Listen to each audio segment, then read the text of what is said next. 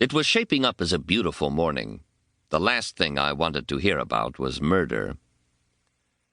A cool Pacific current had swept its way across the coastline for 2 days running, propelling the pollution to Pasadena.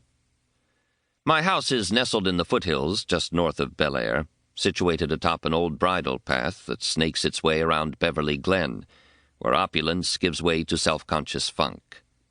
It's a neighborhood of Porsches and coyotes, bad sewers and sequestered streams. The place itself is 1,800 square feet of silvered redwood, weathered shingles, and tinted glass. In the suburbs, it might be a shack.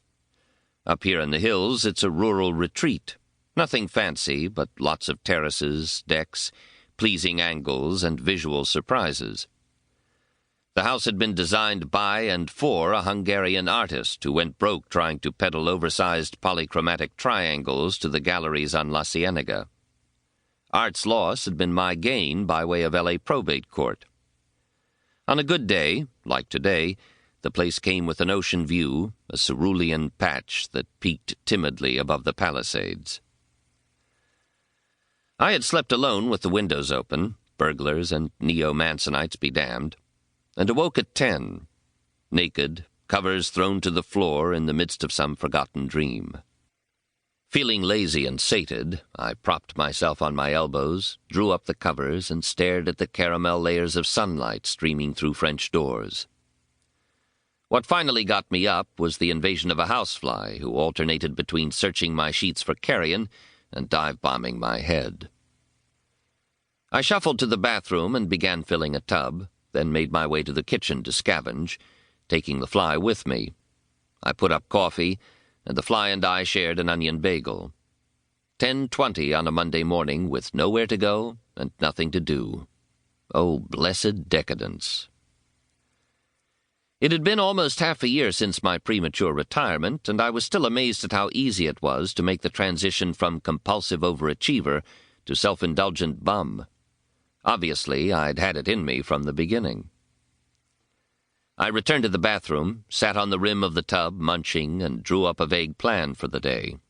A leisurely soak, a cursory scan of the morning paper, perhaps a jog down the canyon and back, a shower, a visit to... The doorbell jarred me out of my reverie. I tied a towel around my waist and walked to the front entry in time to see Milo let himself in. "It was unlocked," he said, closing the door hard and tossing the Times on the sofa. He stared at me, and I drew the towel tighter. "Good morning, nature boy." I motioned him in. "You really should lock the door, my friend. I've got files at the station that illustrate nicely what happens to people who don't." "Good morning, Milo." I padded into the kitchen and poured 2 cups of coffee. Milo followed me like a lumbering shadow, opened the refrigerator, and took out a plate of cold pizza that I had no recollection of ever owning.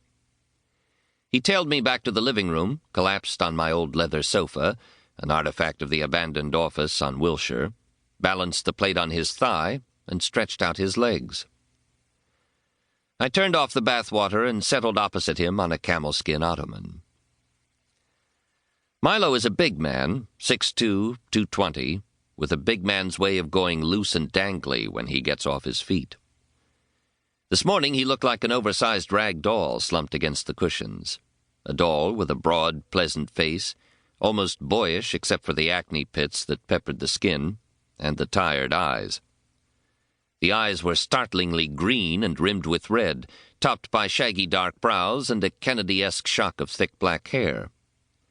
His nose was large and high-bridged, his lips full, childishly soft.